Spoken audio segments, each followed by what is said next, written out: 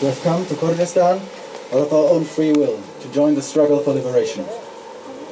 We are living in a time of constant emergency.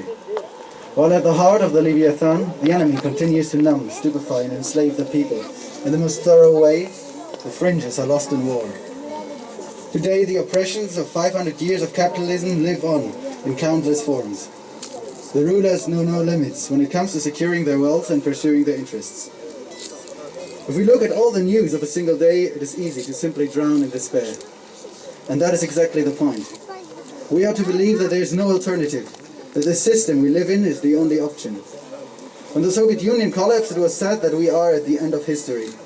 But now, 25 years later, we see once more that capitalism and the nation state are not and never have been able to solve our problems.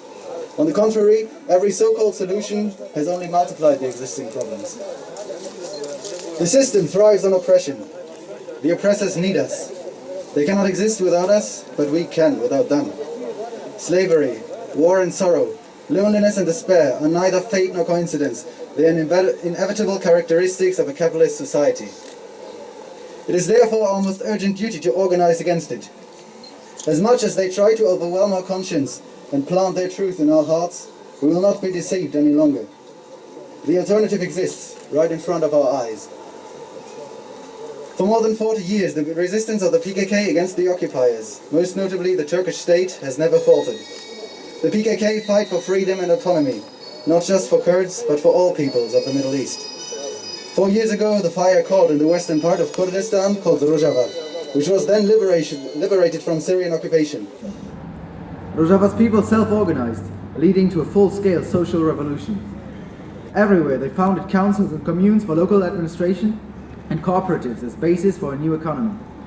The historical resistance that was put up to defend the revolution, the fight of the guerrilla, liberation of women, radical democracy and ecology as foundation of an alternative society. These are our hopes in the 21st century. We draw courage and faith from the revolution in Kurdistan. The situation right now is very critical. The war in northern Kurdistan, the part occupied by Turkey, has been raging for half a year. The attack on the guerrilla-controlled territories by the Turkish occupation forces on 24th of July was answered by the people by declarations of democratic autonomy in many areas of northern Kurdistan. They built up communes and local councils just like in the Rojava. Led by the Yedigehash and Yedigeka youth and young women's movement, the people organized their self-defense and erected barricades in their neighborhoods. The Turkish state saw this as a threat to its authority that had for the last years merely existed symbolically in the Kurdish regions, and attacked with uninhibited brutality. For months now, the people, most notably the revolutionary youth, have been resisting against the second biggest army of NATO. Heavy fighting continues in the cities of Jazira, Silopia, Nisabin, Kerboran, Shernakh, Gever, and the Sur and Faqin neighborhoods of Ahmed. During the winter months, the snow limits very much the movement of the guerrilla. This is why the enemy does everything in his power to break the will of the people before spring.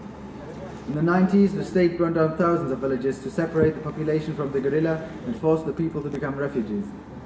Today they attempt the very same, attacking civilians with tanks, helicopters and heavy artillery. Every day there's news of children, youths and whole families massacred by state forces. The state has sent thousands of its best troops and heavy weaponry into the Kurdish regions to quell the revolutionary insurrection.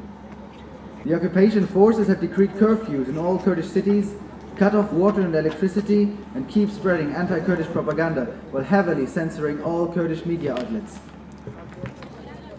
But despite all this, the people have stood up to all intimidation attempts and fight every day with unwavering courage and conviction in the streets of North Kurdistan.